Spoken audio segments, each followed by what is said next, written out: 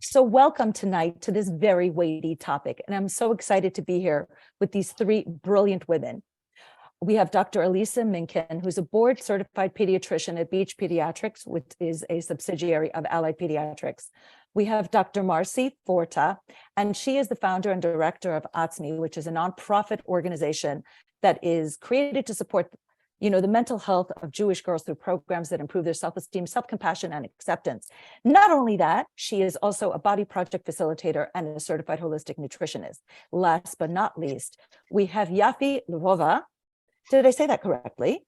Or in American, it would be Lvova. She is a registered dietitian nutritionist, and she's the owner of Baby Bloom Nutrition. She has published several books on feeding your infant, your baby, your toddler, and children in a healthy and joyful way.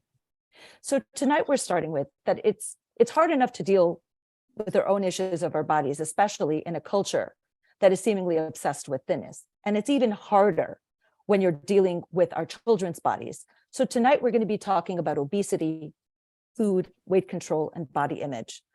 So some of the responses to an Instagram post that was several weeks ago, and then a previous webinar, a previous talk told us that so many of you deal with weight stigma and you want to stop feeling shame about your body. Whether you're joining for yourself or for your child, we hope that we will be able to share some practical information to help you and your family. And we're going to be taking your questions in chat, but we'll pretty much get to them to the end. So before I begin, I just want to say, this is my own personal thought, that in our number-obsessed culture, people tend to use weight kind of like a stock price.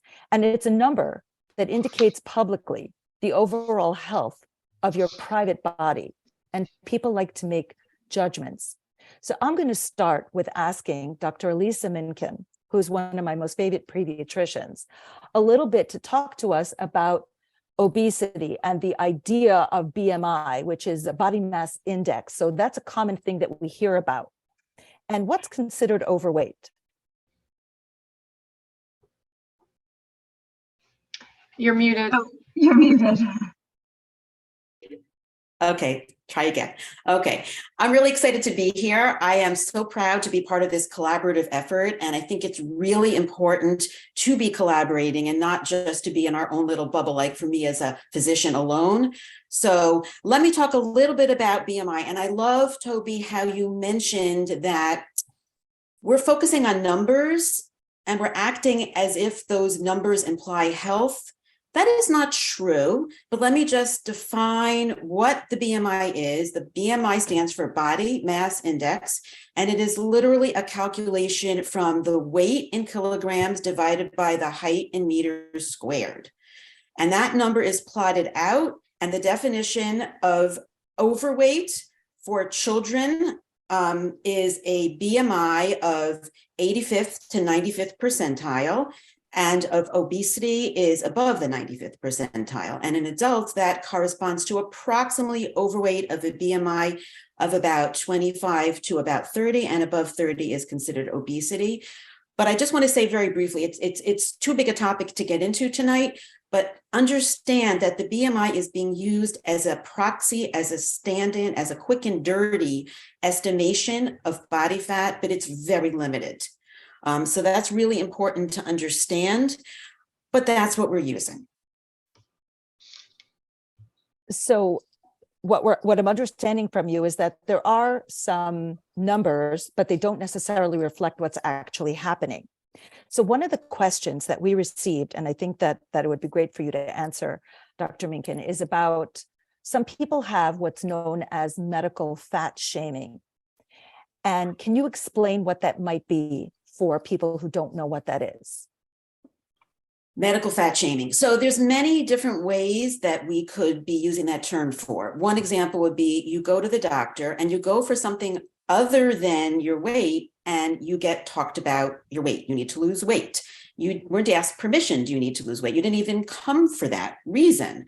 Other examples of that would be you're told, oh, you have a medical condition, but that's because you're fat. You need to lose weight. Basically being looked at as primarily your weight and not the human being that you are. Wow. So it looks like that they're coming in for something else so that the fat becomes the problem to solve. But it's almost like that's a bullying statement. And that's kind of a challenging way to Right. face a health problem. Right. And it's also problematic because the doctor or other healthcare professional may just see the weight and the person may have another condition that may be missed. And that does happen. And that's a very, very serious problem. So that's important to keep in mind. I'm very concerned now because we have the new American Academy of Pediatrics guidelines that came out.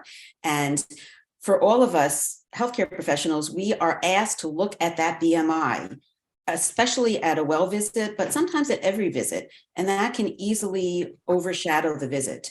And that's really problematic. I mean, the first thing I'm going to say is, as a patient, you should be asked permission. Is it okay to discuss this? I guess we can get to that later. Wow. That's a great idea. And I would love to hear about that later. Dr. Forta Marcy, the next question is mostly for you. Another question that we received deals with what we call weight stigma or personal fat shaming. So one of the questions that we were asked is, what are the motivations of people who like look at you or say, have you tried intermittent fasting, or, you're fat, can you explain a little bit about why people sometimes feel motivated to comment on other people's bodies? I sure. I'd love to start that. I, like Elisa, I'm very excited to be here and have this opportunity to kind of go through some of these really weighty and important topics. I would kind of like to step back a minute and say what weight stigma actually is.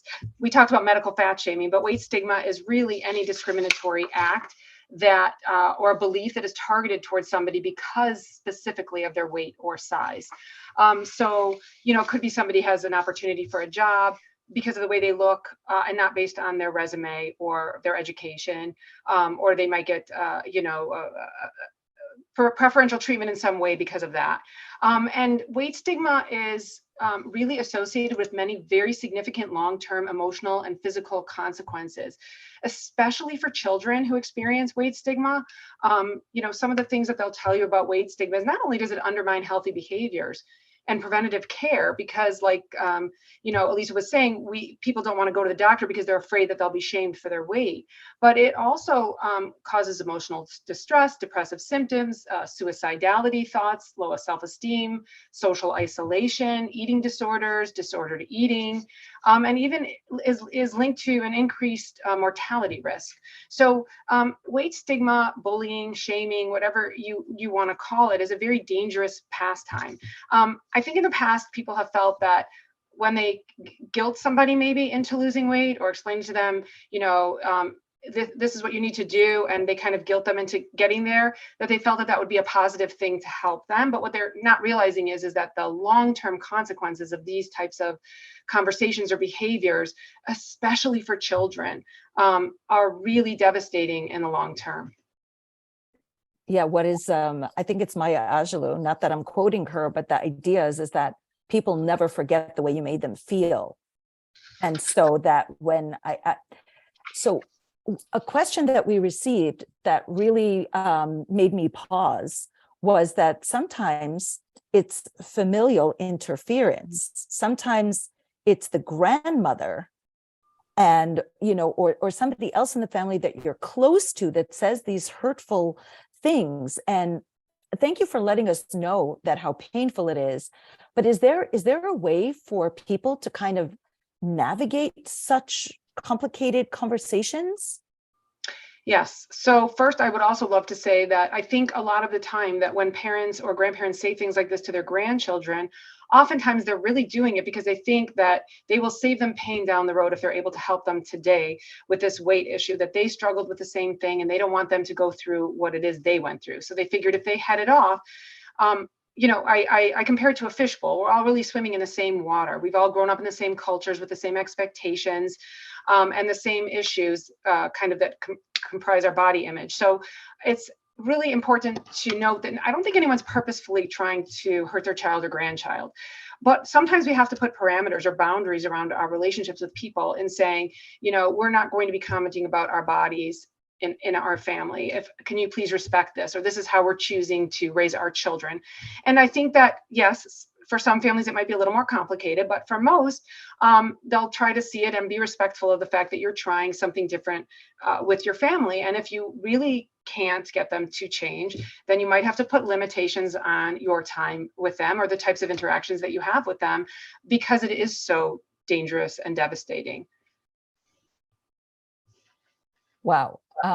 With that, I'd like to transition to talk a tiny little bit about body image. And JOMA, which is a fantastic organization, has done a video and a podcast that goes into much greater depth than we're going to be talking about here. So Marcy, if it's okay with you, I'd like to ask you a few questions, and the same with you, both Yaffi and Elisa, about body image. So Marcy, can you let us know, like, how is our body image made? You know what I'm saying? Like, we're body born. Image, yeah. Right. It comes from a lot of places, but body image is actually not how your body looks, but it's how you think your body looks. So it's really important to differentiate that when you look at me, you can't see what my body image is. And when I look at you, I can't see what your body image is. It doesn't necessarily have to do with the fact of what our bodies look like. It's kind of an emotional feeling and connection with your body. It goes on in your own mind about your own body. Any feelings, emotional attitudes, beliefs that you hold about your appearance make up your body image. And your body image is comprised of many, many aspects, some of which, I would love for Yaffi to speak to, but it comes from the appearance ideal. It comes from diet culture. It comes from weight stigma. It comes from our families, our peers, our cultural considerations. I would say pressures that we feel in our community, and even, social media, or any type of social media is also a contributor.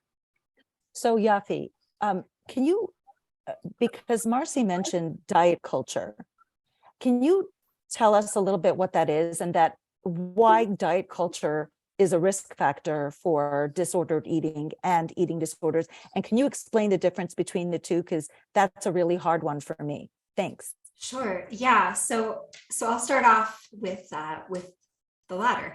So disordered eating and eating disorders, there's a fine line. And sometimes we as professionals take a little bit to determine where someone is if they're kind of straddling that line in between.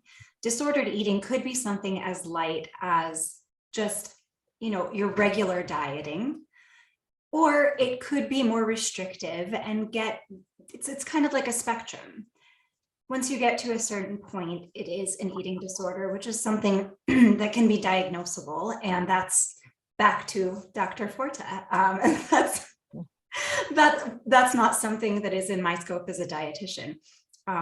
But going back to the other question of what is diet culture is just the entire world around the idea that weight indicates our health.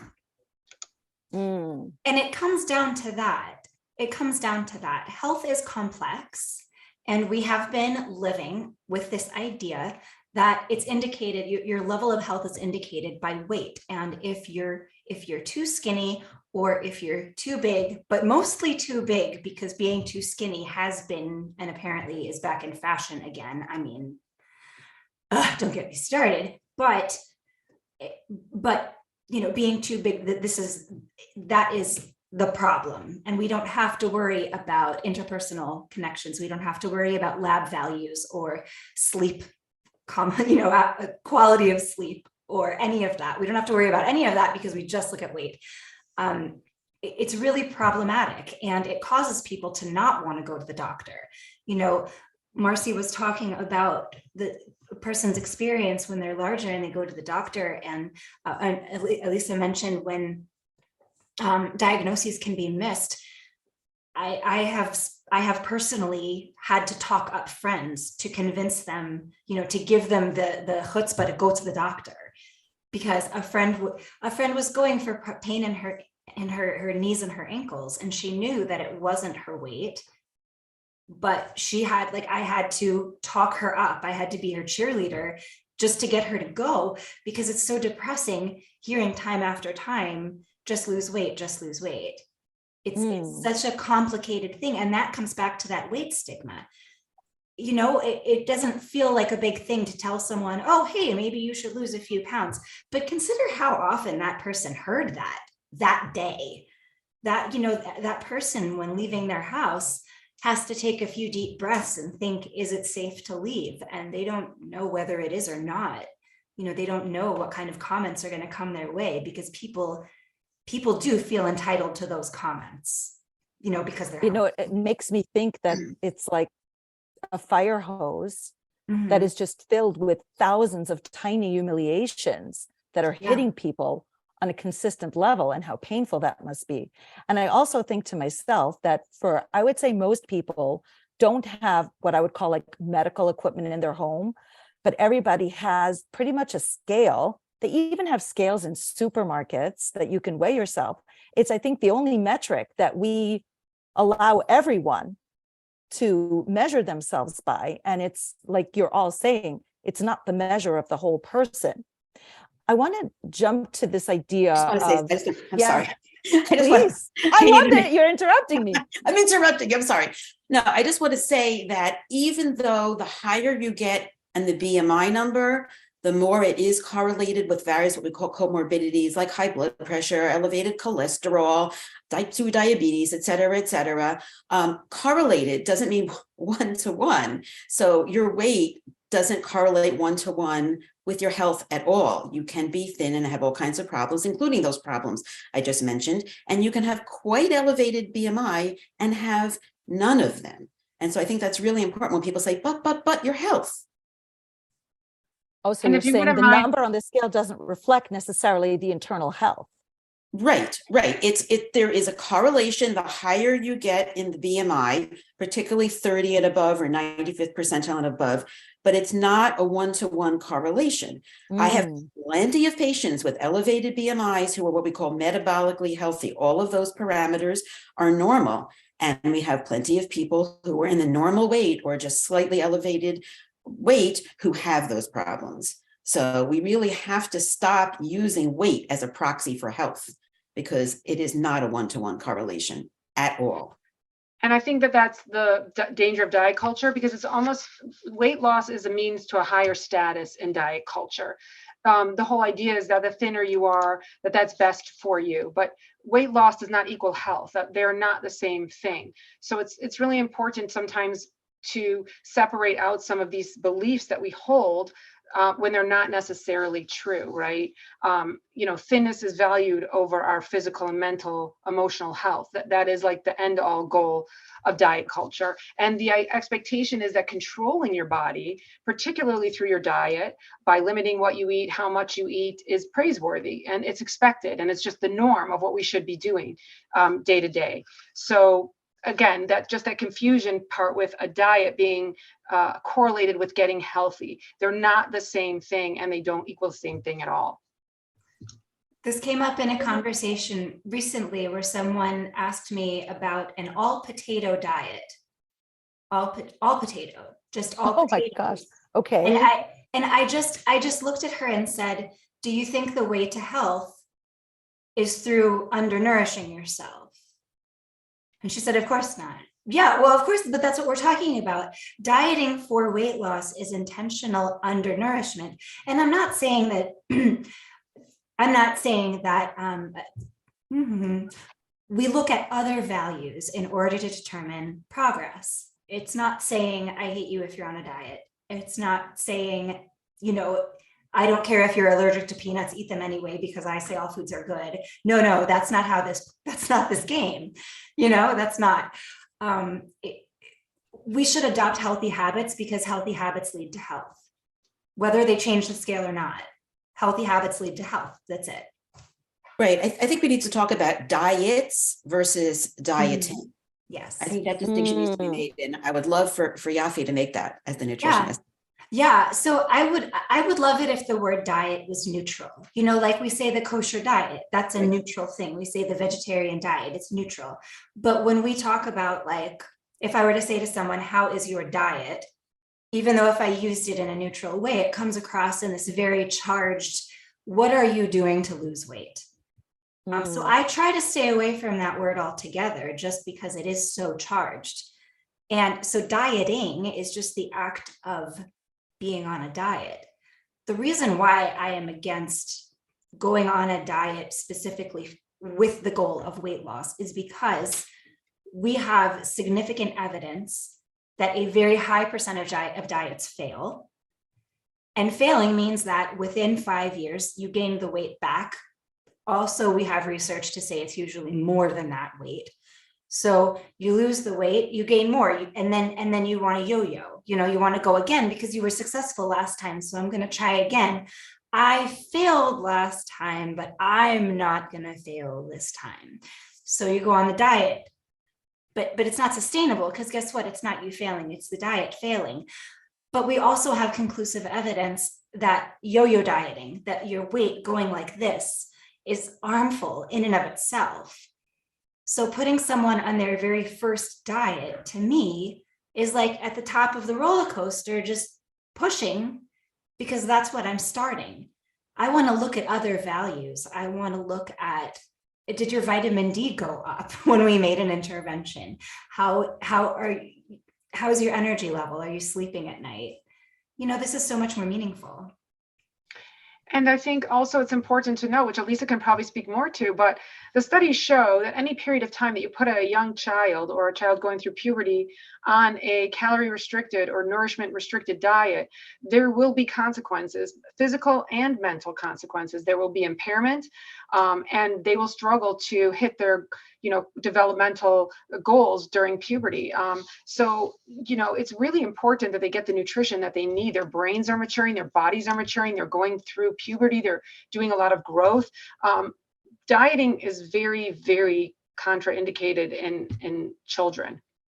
It is, regardless of the recent AAP. I couldn't be angrier about that because it speaks. See, Elisa's crying. We made Elisa cry. Sorry. It speaks to an extreme focus on the physical, a complete lack of focus on the psychological, and it doesn't account for the fact that hormones are made of fat and the protection around neurons is made of fat and your brain is made of fat.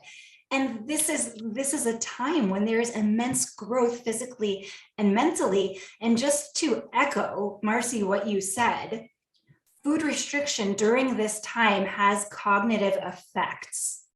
It has cognitive effects. Mm-hmm.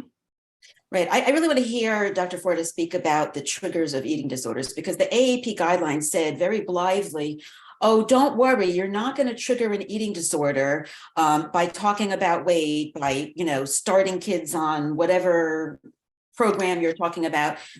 However, they do deep down in the bowels of the 100-page full guidelines that no pediatrician is going to have time to read, say that actually kids and families on their own are quite likely to trigger an eating disorder, as opposed to the kind of programs where it might be done with a lot of support, which don't exist for the most part. So I would love to hear what Dr. Forta has to say on that. I mean, there are a lot of triggers for eating disorders. So some of the, it's difficult because if you take girl A and girl B, and they're pretty much the same in a lot of ways, and the risk factors are the same. Girl A may develop an eating disorder, but girl B may not. So sometimes there's a lot of genetic predisposition around eating disorders. They're finding that it's really highly genetically correlated. Even up to 60% of your risk actually is genetically predetermined. So if you think of it in those terms, you think about diabetes or Crohn's or celiac disease that are highly genetic disorders where something triggers the onset of the disorder. And that's kind of what happens with an eating disorder. But the triggers can be quite intense for people who are susceptible to an eating disorder. Now, those surgeries and those gastric banding surgeries or some of those weight loss surgeries for young girls, they have found those to actually be triggering for an eating disorder. Body dissatisfaction, having negative body image, these are the greatest risks for eating disorders. How does that come about? How is that created? In our communities, we have some risk factors that might manifest a little bit differently. I'm not going to say that they're completely different because they're not from the general public, but they manifest a little bit differently. And weight stigma is definitely one of them, but eating disorders in particular are stigmatized in our community. if someone loses weight and starts to lose weight, they get a lot of praise for that. And even if it's a disordered eating situation, people are fine with it. But when it crosses over to that diagnosable disorder, then there's a lot of stigma around that. And that can be a kind of a trigger as well. But really, there's a lot of pressures in our community also that are unfortunately, I guess, risk for eating disorders. We have a ton of academic pressure. We want the girls to get good grades. We want them to get into certain schools. I mean, this is for all kids, obviously, but some of them are more female oriented. But there's a lot of academic pressure in our community. There's a lot of thin pressure. We have something called the superwoman ideal, where a lot of the girls that I talk to, they think that when I speak to them about imperfection, they tell me their mothers are perfect. Their mothers have a baby, come back from having that baby, they're already cooking dinner, doing the homework, going back to work, having company. They don't see the real struggle that goes on behind the scenes. And we model this to our children, not realizing we obviously don't want them to see bad things, but when they see that life isn't perfect, when they encounter that in their own lives, which is obviously inevitable, then it isn't as dramatic for them or traumatic, because we do have this kind of built-in like shame around asking for help. We're a very secretive kind of community where we don't like to share certain things, and that's appropriate. But if you have an issue or something that you're struggling with, to teach your child that it's not okay to ask for help or that you shouldn't talk about it, these things are very difficult for our children. That's the honest truth. So modeling is huge, especially when a mother struggles with her own body image. This is a very big risk for a girl for an eating disorder. If she's talking down about her body, the studies show that girls under 8 years of age sometimes can't actually disconnect their own body from their mother. So when their mother is talking bad about her body, they're kind of connecting it to their own body because they can't really disconnect those pieces. They don't really understand what that difference is. And so it is so important, especially up to the age of 11. I'm sure, Elisa, developmentally, a child until the age of 11 is very connected to their parents, what their parents say. Once we hit 11, it's the peers who really are very influential in their lives. But we have a lot of thin pressure. That's another pressure that we have. Another one, which I'm going to stop in a minute because I don't want to only talk about these things, but we have a lot of mixed messages sometimes that we give our girls. So we talk about the fact that it is our neshama, our connection to Hashem, that is actually that is the most primary important thing. Yet we often model that being thin, looking beautiful, having these physical perfections are more important. We do that in the shidduch system.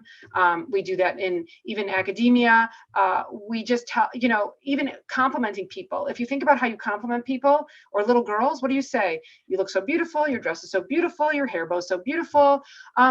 We have to kind of step back from that and stop only talking about people's physical appearance. And this also is a very big risk for girls because they want that reinforcement, whether it's from their mother or their father or a grandparent. They love it. It feels good and they want to continue it. So that kind of gets them into this cycle of continuing to not eat.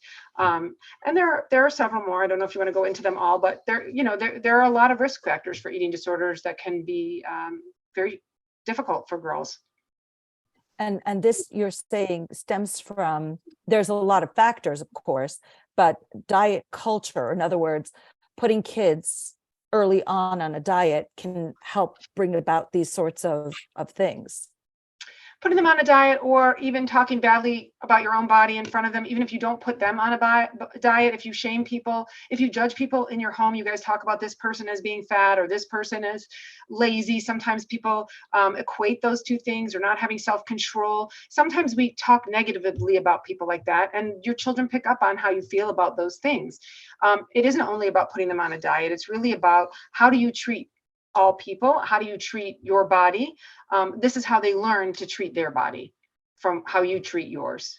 So it's kind of like modeling the right behavior from the get-go, so that what your kids are seeing, that they can actually become. Yes, in other words, right. Yeah. So that they're getting their information from you. So I want to just transition to something that I thought was really important. And I don't know if any of you have felt this, that a lot of the thought around weight is kind of like a battle, like it's a war. And if any of you have done color war, hopefully none of us have been in a real war, but like with color war, there's always like slogans. And those slogans represent an enormous amount of information in a very short, like pithy statement. So like, these are some of my favorites. So tell me if some of these resonate with you, because I want to jump into exactly what you were talking about. And I'd love all of you to chime in with this idea. So these are some of them, like no pain, no gain. In other words, you have to suffer to look a certain way. A moment on the lips and a lifetime on the hips. So in other words, you have transitory pleasure, but you will pay for it forever and ever. This is another one. Nothing tastes as good as skinny feels. In other words, restriction, like you were saying, undernourishment is the way to go. And this is my favorite. This is my absolute favorite, is inside every fat person is a skinny person just waiting to get out, as if we're deliberately keeping the skinny person hidden inside. So the reason I bring these up is because anytime you're in some sort of a battle, part of it is management and control. And I would love for you to talk about the myth of control and how to eat. And so why I say this is because we all know what food is. Hopefully everybody here on this call and on the live stream knows what food is. But we want to talk about what food isn't. And because what food isn't goes to what control is. So Yaffi, can you talk about what food isn't? So for a lot of people, we know food is nourishment, but if we're undernourishing, what is that saying? If we're undernourishing, it could be saying a lot of things. I recently learned that a significant amount of eating disorders actually starts after the age of 40, because eating disorders crop up at different times in your life when there are different life changes. And so a woman who is, let's say in my age and circumstances with small children and trying to balance all the things and doing all the things, can forget to eat. And it over and over, and or can seek control with food in a more intentional way. There are different ways problems can start and different ways they can come about. You know, food, I think food is everything. Honestly, my own therapist tells me that I should do something that has nothing to do with food, because even the novels that I read have to do with food, you know, like I just like it. It's everything to me. I know that's not everyone. It's not healthy for everyone to be like that, you know, can't have a million Yaffis. But we need to come to a place where we can approach food with comfort and treat eating like we treat our other biological functions. You know, I'm very often asked, or I receive comments about having self-control when it comes to food.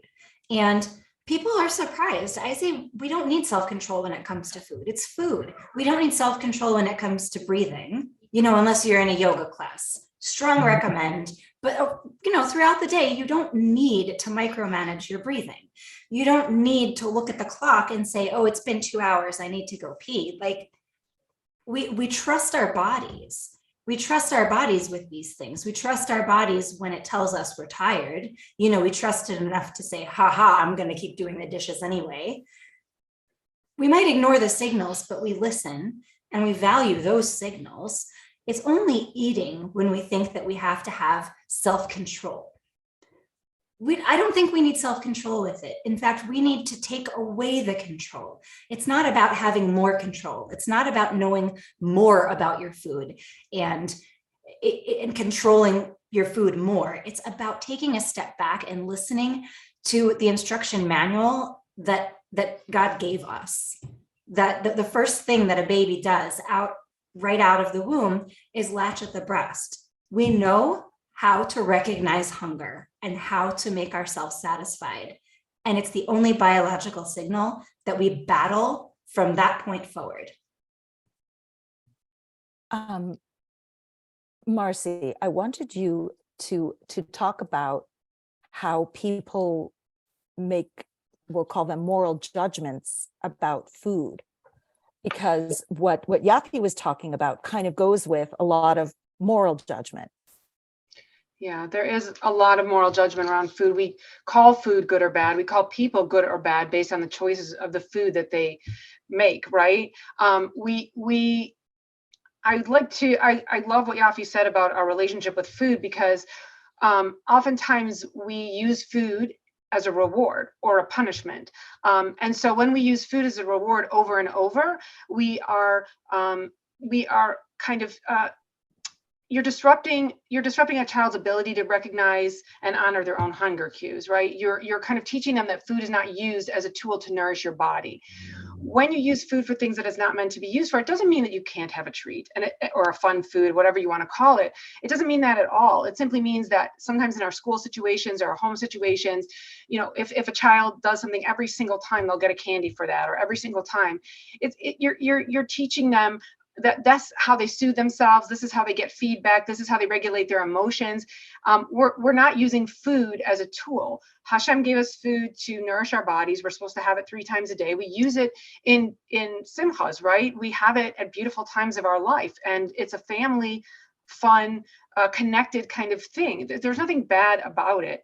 I think that it's important that we use it as a tool correctly, and we let our bodies understand the cues that it's telling us when we're hungry, when we're thirsty, when we're full, when we're tired. These are all things that we have to become more in tune with to our body. And in an eating disorder, oftentimes people think that food is the eating disorder, but actually food is how people take back control around their emotions, because they don't feel that they have an outlet otherwise. They don't know how to communicate these difficult and complex emotions, and so they're using food as their tool.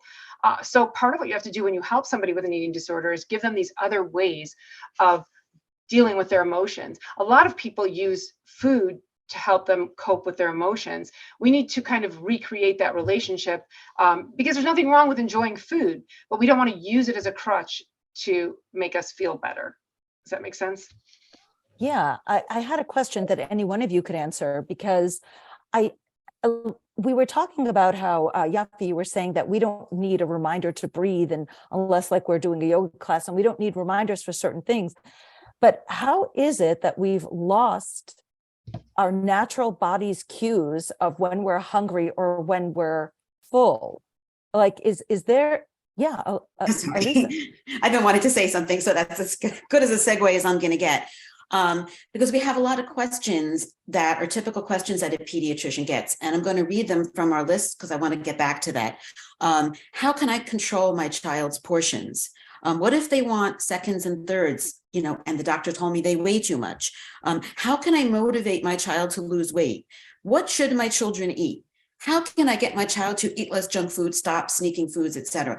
These are the kind of things that I, as a pediatrician, get asked. And by the way, it starts from birth with talking about feeding. I find this particularly with bottle feeding, because the advantage to direct breastfeeding is the baby can choose on their own when to start, when to stop. The parent will say, I'm feeding 2 ounces every 2 hours. Should I go up to 3 ounces every 2 hours? So on and so forth. The focus is very much on what I'm giving to the baby in quantifiable. In other words, I'm controlling, right? And then I'm trying to control the child from not eating junk. I'm trying to control the child's snack portions. And I think we have to flip that question around. I would really love to hear from Yaffi on responsive feeding. I quote you every day, Yaffi, every day. But before I forget, I want to mention this book that I promised that I would mention, that I literally got from the library today. It's called OMG, You Think I'm Fat, by Madeline Burke, who's a registered dietitian. And that title came from a teenager who was going to college, and the parent gave them a gift of an exercise bike to take with them to college. And her response was, OMG, you think I'm fat. So I think that all of this control is completely backwards. And the question should be flipped back to the parent. And I would love to hear from Yaffi about the responsive feeding. That is what I talk about from day one. Yeah. Wow. Responsive feeding. Well, if there are any other professionals who are on here, I'm actually going to be doing a lecture on responsive feeding with a speech therapist and an occupational therapist. So that's a very well-rounded perspective of that. And that's a continuing education thing as well. So responsive feeding is the idea, I'm going to boil it down. The child communicates and the parent responds. That's actually responsive parenting. It's just responsive. It's being responsive in general. But responsive feeding is that there's an ongoing relationship between the parent and the child regarding feeding, and that you don't stick to any kind of harsh rules other than those put in place for safety, choking hazards, allergens, whatnot. But that you take just a natural approach at feeding. That could be breast or bottle feeding. It could be purees or baby-led weaning or any kind of mix. But it's the idea that that you are at the table with your child having a food conversation. I'd like to say one thing about control also as well, just to add to this, because I think sometimes parents think they're doing the right thing when they take control, saying you may not eat this food, or we will not have this food in our house, or you may not have seconds, or you may not do this. So first of all, I can promise you, if you tell a child, we don't eat this food in our home, they're getting it somewhere else. They're getting it from their friends, they're trading, they're using their allowance money, they're going to a friend's house and eating it. They are eating that food. The more you say that they can't have it, the more they want that food. The more you make it less of a problem, and something that, we have it in our home, we eat it when it's appropriate, it's part of, a well-rounded diet, then it's fine. But when we tell a child also, we take food away from them if they're still hungry, or we tell them that they're not hungry, they're not allowed to have a second helping, that's when we are kind of confusing the cues for them, because they're thinking to themselves, geez, there must be something wrong with me because I'm actually still hungry, but I'm not supposed to be hungry. We create this relationship with food because of our issues with it, or what we think that they need. But honestly, if we help them learn how to regulate their own appetite, there will be times when they will need more fuel. When they're going through puberty, they will be gaining weight, and that's normal and healthy and expected. So the idea of control is, I think that what we're saying is that you shouldn't take complete control. For instance, I spoke to a lady whose daughter had asthma, and she told me she's 11 years old. She was managing the asthma through her diet. The girl didn't take any medication for it, but she was on a very strict diet. She got a call from school that she was stealing food from people's lockers, from their lunches. The mother called me. She was very open, and I said, you have to let her have some control around her choices. It might mean she might need some medication. Are you willing to do that so that she doesn't feel desperate enough to go and take it from other people? Let's try it. As soon as it has to be appropriate control for the age and the child. That's something that a parent has to determine, but she was able to give her back some control. She needed to go on a small dose of the medication, but the child stopped immediately. She just said, I just wanted to be able to eat X, Y, and Z. We can't take complete control, because then we're not even allowing our children to determine what is good for me. What is my body telling me? What am I supposed to be having? When we take those away, that's when the problems start. And that comes back to responsive feeding, because responsive feeding is the way that you teach your child to trust their own body. Because from day one, you're telling them, I'm honoring the messages you're telling me. And so they're getting the message, what I'm hearing and communicating, what I'm hearing from my body and telling my parent is valuable.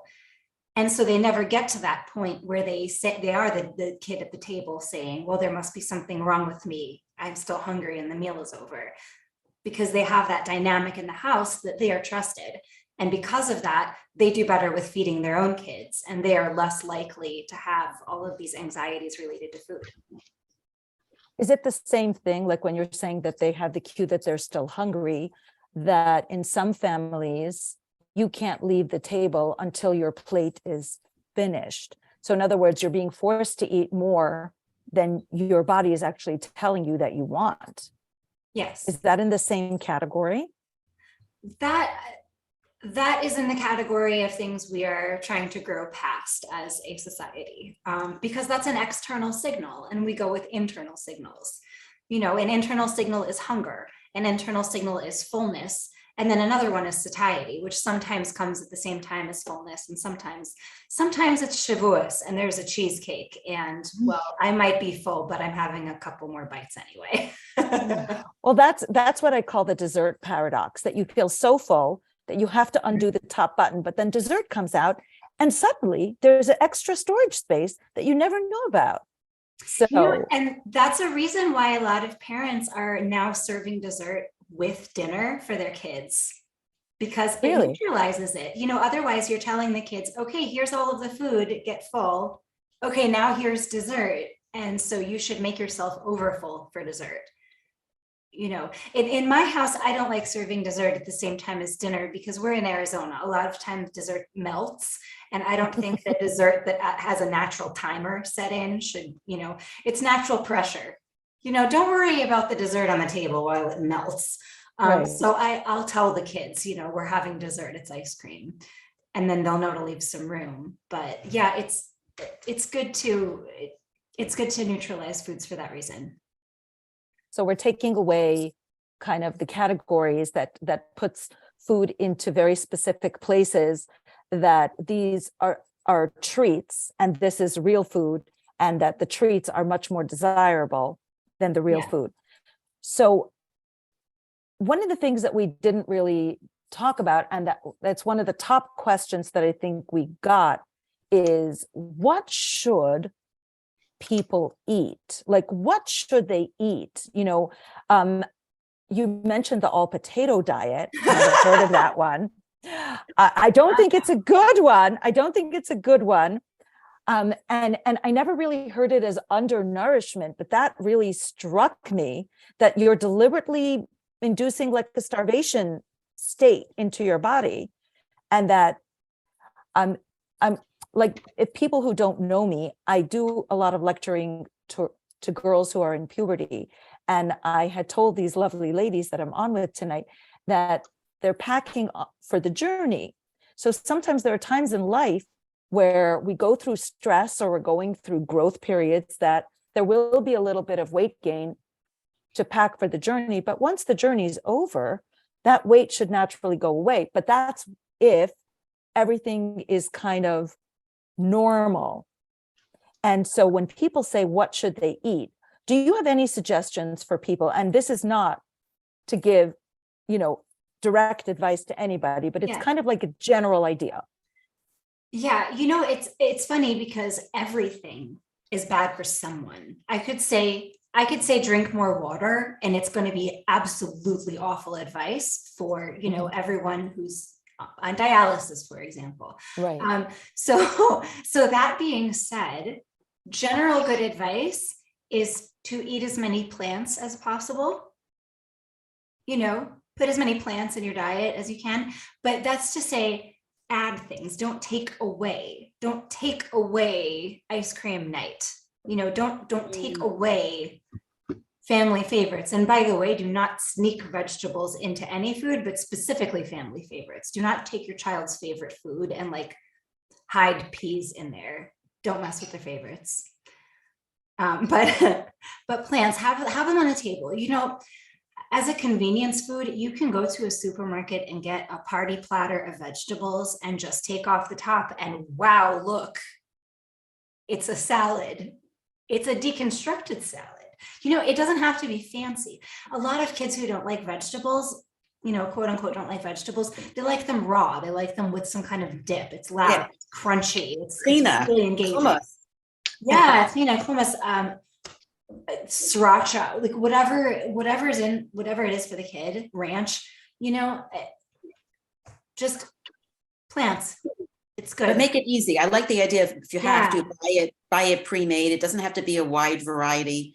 I love the idea of putting it out when the kids are waiting for dinner so that they have that to grab. Because I interviewed Marian Nessel on the Joma podcast.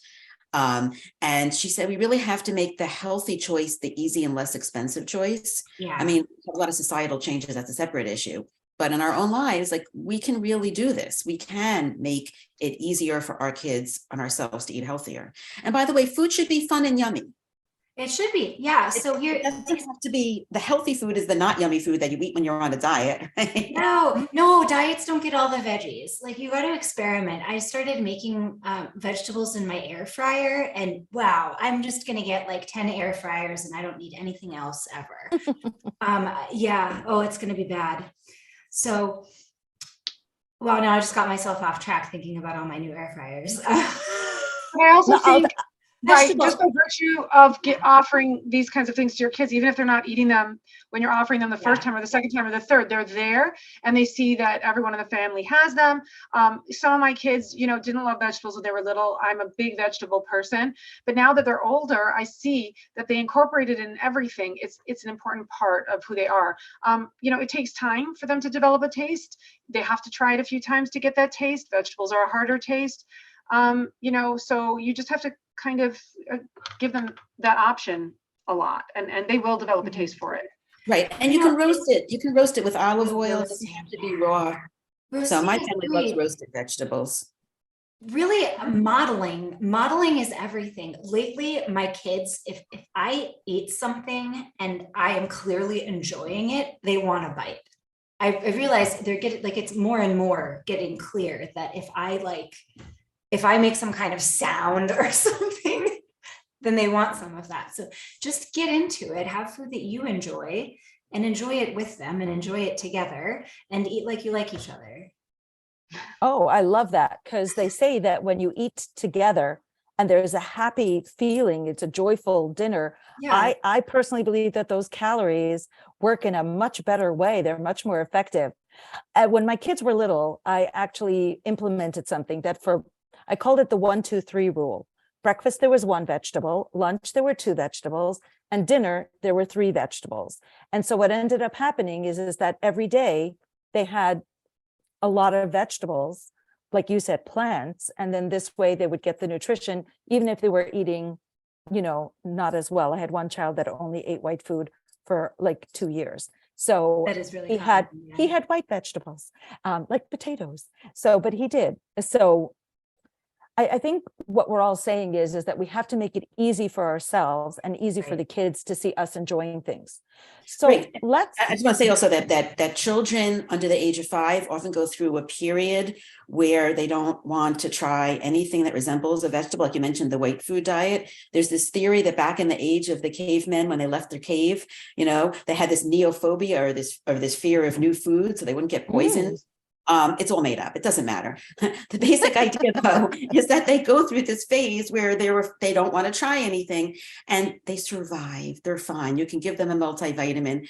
I do a lot of counseling to try to remove the anxiety, because I feel like this is where eating issues can start, when parents are putting pressure on them. You have to eat your fruit. You have to eat your vegetables. You have to take just 1 bite. And I think this pressure alone can cause problems. Yeah, and resentment for that food, and a bad relationship again with the cues. When we teach them what the food is for, what do you feel, if you're going outside to play, to do running or to do something endurance related. So what kind of nourishment do you need now to give your body to have the strength for that? Or you're going to study for a test. What do you think would be good for your body right now? And they might not agree with you and they might choose something else, but you're giving them choices and you're giving them options and you're teaching them what the food is used for and how to use it in the proper way. And I think that that's key to their relationship with it. Right. And you're giving it without shame. You're just giving. Correct. You're just giving over neutral information, and they pick up on that. Absolutely. Yeah. I love that thought, that we're just making it neutral, because it feels like I'm sure you've heard this before, but the word diet has die in it. It's like, it's not a way to live. It's a way to, it robs the joy of life because it's so restrictive. And now thinking back, for all those people that used to diet, they were undernourished. No wonder they were in such a bad mood. It doesn't do well for families. It affects everything. It really does. It really does. So we're kind of winding it down, but we're getting to the real meat of the matter. And these are some practical solutions. So we've already given you some to kind of neutralize food and to kind of have this idea that we don't supercharge the idea of food, that it's a reward or a punishment. Food is not inherently good or bad. It's just a tool. It's energy for your body to move. But the number one questions that people get, or that people have written in and we've gotten, deal with what I would call navigation. And navigation is, these are the 3 questions that we've gotten the most. And so we can all, answer them, but basically is, what's the best way to help ourselves or our overweight or obese child are there things that we should say or not say? And I'll repeat these again because I know I'll forget them myself. And then lastly, how do we create a really healthy environment for me, myself, and the family? So who can start with, how can I help myself? Let's say it's myself that wants to live a healthier lifestyle. I just don't know where to begin because my relationship with food and my relationship with my body is not where it needs to be. So I think that's the first key, because I think Yaffi can speak to the food, but I think that your relationship with your body is a very important part of how you deal with your food and how you relate to your food. And so, just like we talked about neutrality around food, I don't like the concept of saying we're all going to have a positive body image. We're all working to develop a neutral body image because no one feels positive about their body all the time.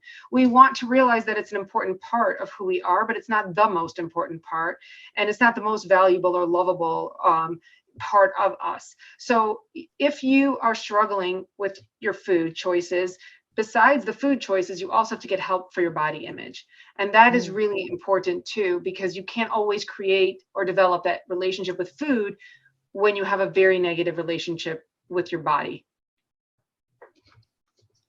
It's very true. You can't nourish yourself if you don't value yourself. Correct. Can you repeat that? Because that was really important. You can't nourish yourself if you don't value yourself. So I think what I'm hearing is that before you even look at food and what food choices you should make, is look at yourself first. Yeah. And try to heal yourself a little bit first. So is that like understanding the cues? In other words, knowing what your body is asking for? What does that look like? I think first you have to understand what your body is meant to be for. We have to take it all the way back, what Hashem gave us our bodies for. A lot of times when I speak to the girls about their body being as important as their neshama, because it's the vehicle that Hashem gave us to carry our neshama through our life. It is a really difficult concept for the girls to understand or to value. Their feeling is, no, it's like a plastic bag and the neshama is like a gold bar. But you actually can't carry the gold bar, let's say, without the bag. You have to take care of it. So first we talk about the importance of our physical bodies, how amazing they are, all the wonderful, amazing things they do for us each and every day, and how Hashem gave them to us, entrusted them to us actually for this purpose. And so once we kind of value our bodies for what they're meant to do, and not only about what they look like on the outside or how they appear, then we already start to develop something a little bit different with our bodies, right? We're already thinking about them in a different way. So that's the first thing we try to deal with the girls, is just kind of help them understand all the intricacies of their body. If you take even your eyes apart, there's 100 things you could say about your eyes. They're such an important muscle in so many ways. We just take one part of the body and we just take it apart. This actually reinforces the value of our physical bodies. Then once you realize how important your bodies are, then the idea of how you nourish them and take care of them properly, that becomes the primary focus. I love that. I never even thought of it that way. That you just take just even one part, like your hands, let's say, that they're this incredible engineering marvel. Mm-hmm. And I don't ever say anything bad about my hands, because they're so amazing. But imagine if we were able to appreciate our bodies that way, then food would naturally be to nourish it and to make it incredibly healthy. For all of you that are on the Zoom, there's 2 fantastic files that you can look at. One is brainless veggies, and the other is a flyer for a weight problem that you can take a look at and download. And it's free from Yaffi, who is just amazing. And she's providing it for you so that you can keep it forever. It's not just a free event, you get free gifts too. The next thing is, and Elisa, you could also talk to this because you deal a lot with parents who are very concerned, or the moms themselves may be concerned about themselves. Are there words that you as a pediatrician say, and then Yaffi and Marcy as well, are there things that you can say or are things that you shouldn't say? Because words can be demoralizing or incredibly motivating.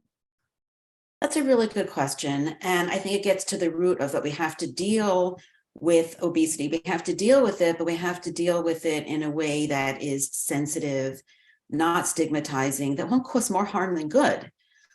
So I know as a pediatrician, I will not bring up the topic without the parents' permission. Although I will say, as a physician, it's really hard. It's like walking on eggshells, because I do have, a short visit, and I am expected to go through these things, A, and B, there are often health issues that come up.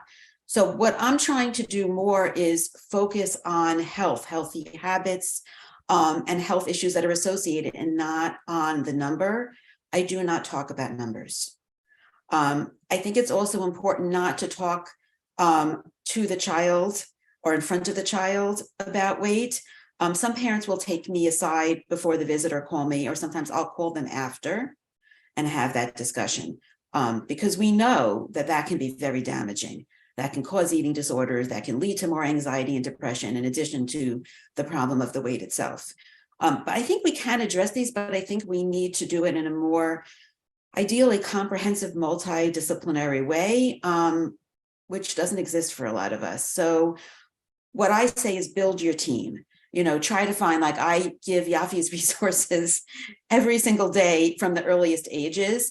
I'm trying to find more nutritionists that will not add to the problem, because not all nutritionists are created equal, right? I want a non-diet nutritionist. I do not want my kids and young teens to be going on diets. So these are the things that I'm doing. Again, I'm going to push this book again that I just read today, because everything is in this 67-page book. It's so short.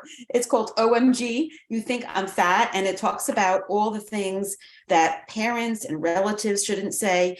And also there's a chapter just for pediatricians, which I'm sharing with my pediatrician colleagues. There's a lot of work to be done. And again, I've mentioned the AAP guidelines. It's not making it easier. And we haven't even touched the concept of bariatric surgery or medication. It's outside the scope of what we're doing. Can I just say that part of their sales pitch for bariatric surgery is malabsorption, that's a good thing. They're saying that like it's a good thing. Mm-hmm. I'm going to bring up, though, that there's a range of situations here, and they are talking about that for the kids who are at least 120% above the 95th percentile of the BMI. That's what they're saying. So, there are different situations, and some parents are listening to this and they're like, well, my child is 100 pounds above their appropriate weight. That's a very different situation than a child who's maybe put 10 pounds that they needed going into puberty, for example, or might be, 15 to 20 pounds above what's considered their ideal body weight. Every situation is different, and I do recommend working with your physician or other healthcare professional. We are not here to give medical advice. It's really important to do that, but I also think that you have to be your child's best advocate. Unfortunately, a lot of us are not trained, and to talk about this really, these guidelines have really upended the previous guidelines, which is that teens and children should not be on diets. The focus was on being, non-stigmatizing and supportive and healthy habits alone. Also, I forgot, let me just talk until I remember what else I was going to say. I think sometimes, though, when we just address the health implications of somebody who is very obese, or however you want to clinically term it, a child in that situation also could use some mental health help Right. as well, generally. And so, just looking at the child from a physical perspective and not also addressing the mental health need of that child will not actually long-term, even besides the malabsorption or maybe some of the other issues that aren't tested and tried over the years, but it doesn't address the core of maybe what's going on with the child, that they actually got to that place that eating is something that is a comfort for them in so many ways. So you're still going to have to address the body image issue, the feeding cues, getting back in tune with their bodies. These things still will have to be addressed ultimately, because you can't have physical health without mental health. Right. Health is comprised of both.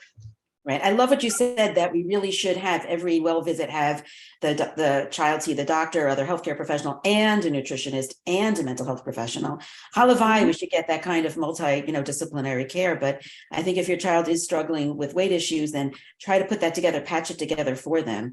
And I know what I was going to say. I was going to say, again, back to being your child's best advocate is, when you go to the doctor, before you go, make sure you take the doctor, aside, or you have to keep standing up for your child, that they don't get medically fat shamed. You have to stand up for your child that they don't get fat shamed in other situations, and you shouldn't do it yourself. And honestly, that's the truth with eating disorders as well, because so many parents have taken their kids over and over to the doctor saying something is wrong. She's struggling in some way, and the doctor will purely look at BMI or other indicators and not listen to the parent. And I cannot tell you how many stories I have heard personally of people who 2 years later of going back to the doctor, and now their child's in a severe eating disorder situation requiring inpatient hospitalization. Their organs are starting to be affected. Their electrolytes are not balanced. Their low blood pressure. It's affecting every system of their body. So I agree with you 100%. You are your child's best advocate. If you think there is something wrong with your child and your doctor doesn't agree with you, find another doctor. That's your job. You are the trusted adult in your parent's life. So it's so important for an eating disorder to get early treatment. Right. And it's also very important to understand that, again, weight doesn't mean health. In terms of eating disorders, you can have a normal weight and have an eating disorder. Absolutely. Actually, the numbers show only 6% of people with an eating disorder are actually diagnosed as underweight. So a lot of times we think, we see an emaciated person, she has an eating disorder. That's not how it works. Right. And also it's very important that we're careful, because unfortunately what happens is if the child does lose weight, we often jump on it and say, wow, that's fantastic. And I think one of the most classic but sad stories of an eating disorder starts with the child being a little technically overweight, losing weight, and getting praise for it. And they get a lot of praise for it, a lot of praise for it. Yeah, I'm getting calls like that right now where there are kids who are actively losing weight. Thankfully, in these situations, the parents are concerned, and they do have a right to be concerned. And we don't look for weight loss in children. Before puberty, we just don't. There's too much going on. I think that the most harmful thing that I've seen parents do is talking between themselves and making comments like, did you see this person? She's as big as a house. Or weighing yourself in front of your child and then crying, and your child is seeing this whole thing. These are things that we need to avoid. And those are pretty direct. But even if adults are talking to each other, kids can hear. And what you are expressing when you talk, never mind to whoever you're talking to, you're expressing your values. And if you're talking about physical attributes, then you're showing people that those are where your values are. And then you're showing your kids that, and they'll take on those values. And it happens a lot in schools as well. Schools are a big problem with weight stigma and weight bullying, what goes on in classrooms, what happens with kids. I hear also a lot about that. And that is really, really difficult for a child to feel like they should be in a safe place. And yet there's a lot of ridicule. There's a lot of teachers who talk about diets amongst themselves and go on their own diets. But this happens very early. Like Lisa was saying, I heard a story of a teacher in first grade whose first grade students were all throwing their lunches away. And so she said to them, what's going on? Why are you throwing your lunches away? And they said, well, we want to be skinny, so we're throwing our lunches away. Wow. This is first graders. This starts very, very young. It's really important how you speak to your children, and what you do is done from a very young age. I think one of the best ways you can help your child is to help yourself. Yeah. If people don't have children yet that are on this call or will be watching it later, it sounds to me like the adults need to change the relationship with their body themselves. And then because we serve as mirrors or as models for other people, because it sounds like when people say things casually in front of other people, it causes enormous hurt that we're making judgments about a body that you were born with. I think people don't understand that you don't get a choice with what body you're put in. This is it.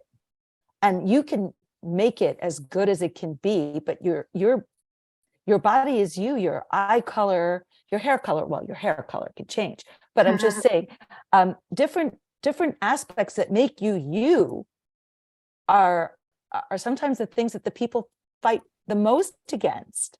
And it's so painful to see this. So the things that I've taken away just from this little bit of the conversation here is change your relationship with yourself and appreciate your body.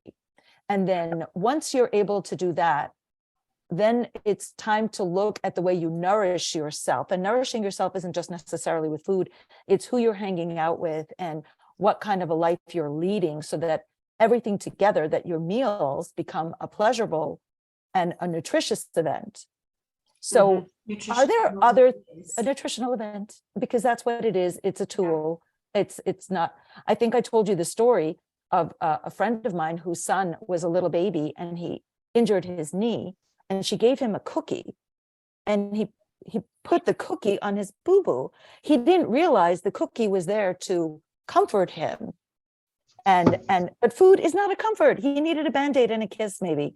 So let's go to the last question about, it's hard for us to control our thoughts. Like when we see people in 10 seconds or less, we make judgments, how hygienic they are, are they male or female or intersex, like we're able to make very quick judgments about people.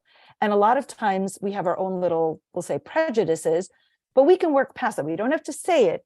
We don't have to say it out loud. But what are other tools that we can do to create a healthy environment for ourselves and for our families that make it easier to do these very hard tasks about learning to appreciate ourselves and to be able to feed ourselves appropriately? Are there other tools that we have in our brilliant panel toolbox?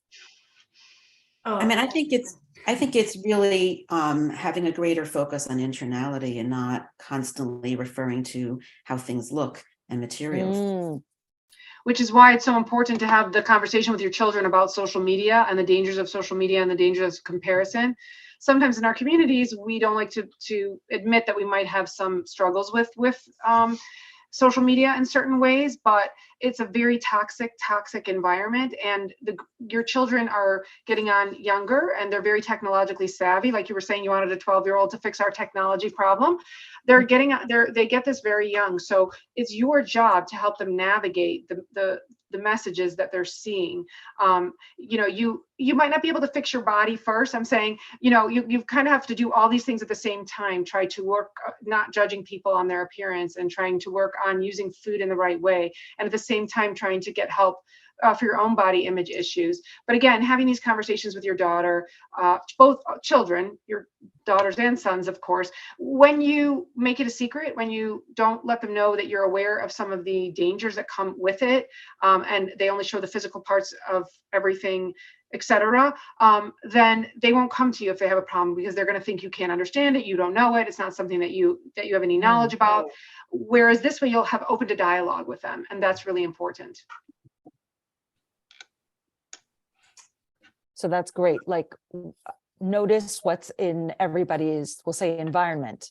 It's not just your own environment, it's who you're allowing into your emotional and mental space with social media, or even who they're hanging out with, because that also has a huge impact on what they'll feel about themselves, and consequently how that will affect you.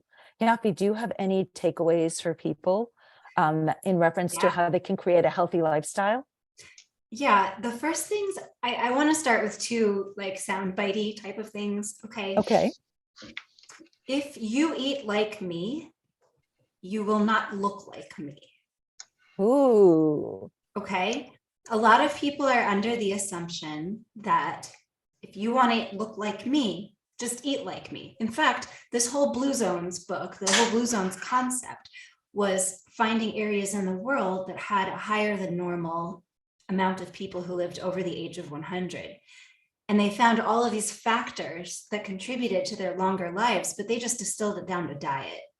They in the original research, they were talking about community support and familial bonds and all kinds of different things, but society took it and turned it into a diet. We have to look at health in a more comprehensive way, because when we look at only the physical, we burn out. Okay, so the second thing is that healthy bodies come in all sizes. We're going to reword health at every size to healthy bodies come in all sizes. That sometimes healthy habits don't affect the scale. and sometimes they do. But that's not the reason you do them. You do them for all the other reasons. You do them for the blood panel, and you do them for the energy and all the other things. In order to make your house, your general environment, a positive place for positive health, I would say make available foods that are nutritious. Have a big fruit bowl on the counter with some nice fruit that people can just grab. Have some nuts out, unless people are allergic to nuts, because then that's a bad idea. Yeah. But make things available. Also, shift your culture away from food in that, stop using food as a reward for things. Maybe bring some activity into your family, go on bike rides together, or here in Arizona, a lot of people go hiking. Bring some activity into your life as a family so that not everything happens around the dining room table. And those are ways that you can positively impact yourself and those around you by adding to your life rather than taking away. We don't take away the trip to Baskin Robbins. We go on the trip to Baskin Robbins. We're just also going hiking. We're also, going on our bike ride around the neighborhood.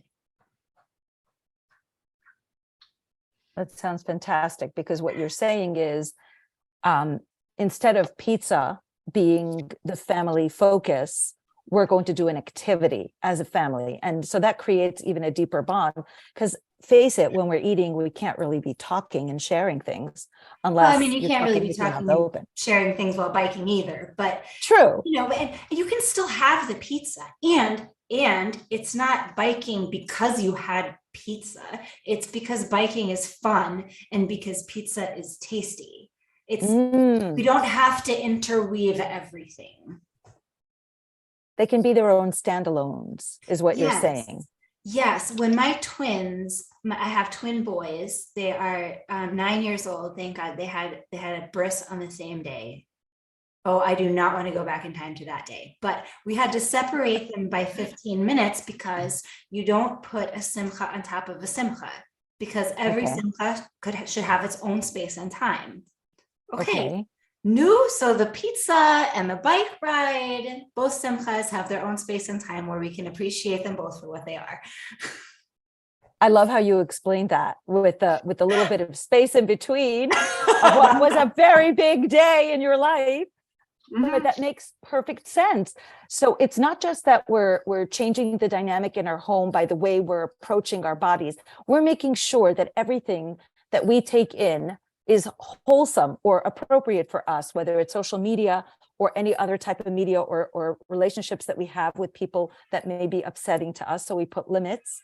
We make sure that when we go to the pediatrician, if we have a concern, we don't do it in front of the child, so we don't embarrass the child or cause the child any more harm, or we come prepared to advocate for our child if there definitely is something wrong that is not weight related. And the same goes definitely for ourselves.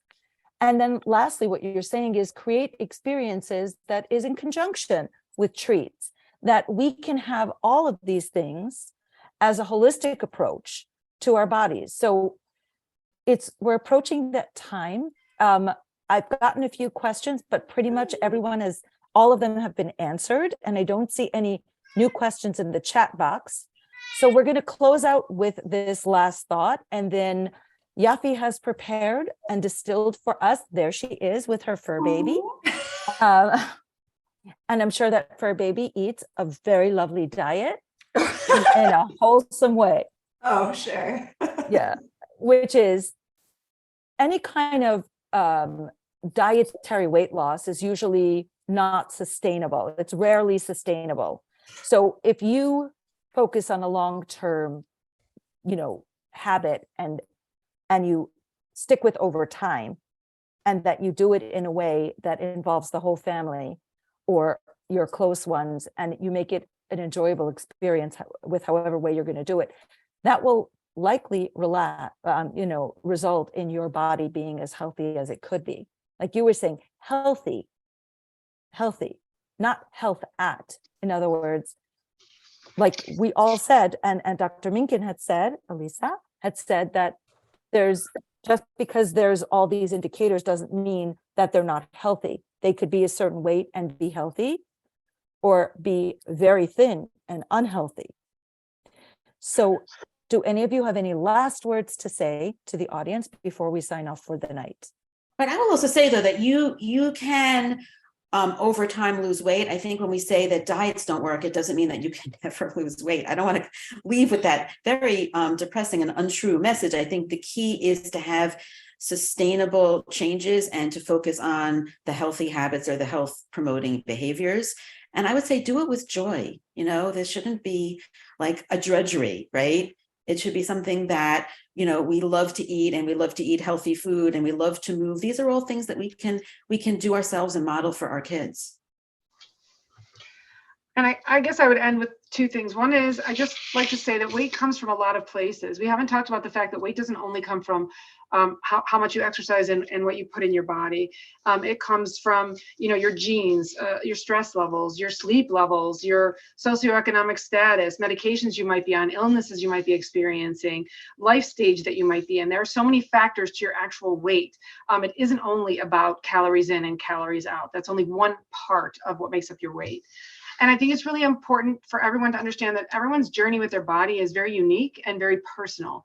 And when we focus only on our physical appearance and our weight and our shape, whether we do that in a positive or negative way, it doesn't serve us. It's not constructive.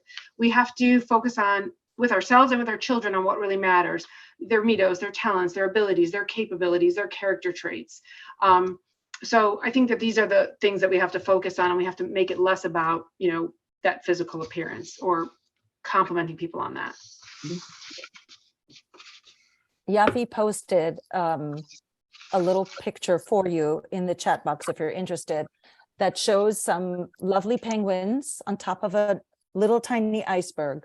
But just below are all the things that Marcy said so eloquently that have a huge impact, an outsized impact actually, on your weight. It's not just your weight, as she said, it's so many more things. So you can check it in the chat box as well as the other two flyers that we were talking about. And Yaffi, you're the last one to give us some words of wisdom before we go. Out with a bang. Yeah. You know, food through joy. Eat happy and have health through joy. We have to cultivate gratitude. We have to cultivate optimism and compassion for those around us and for ourselves. And when we can model that for our kids, for our neighbors, for our kitty cats, we're just going to increase in so much happiness. You know, all of these conversations, everything we're talking about, there's the biology and there's the psychology, but there isn't really a division between them. They're joined in cascades of hormones that they both affect back and forth. And there's interplay with the gut microbiome. And we have such a complex and amazing system that we're working with. We don't know everything about it, but we do know that certain things can increase our happiness. And having lots of plants in our diet, spending time outside, and spending enjoyable time with friends and family all contribute to a long, happy life. So we need to focus more on that and less on the little things. Thank you so much, everybody. The recording will be available on the JOMA website, I believe, and it will be also available on Yaffi's and Marcy's socials. So we will put links to that in, I think, Instagram and some other social media sites, so you can check back. If you missed part of it, you can see it again. You can watch it as many times as you like. Each time, sometimes you might hear something different, and it might motivate you to make permanent and lasting healthy changes for yourself and your family. Thank you again for joining us, and thank you to this wonderful, brilliant panel of amazing women, and we hope to see you next time. Thank you so much for joining us, and have a wonderful night. Thank you. Yeah. Thank you so much.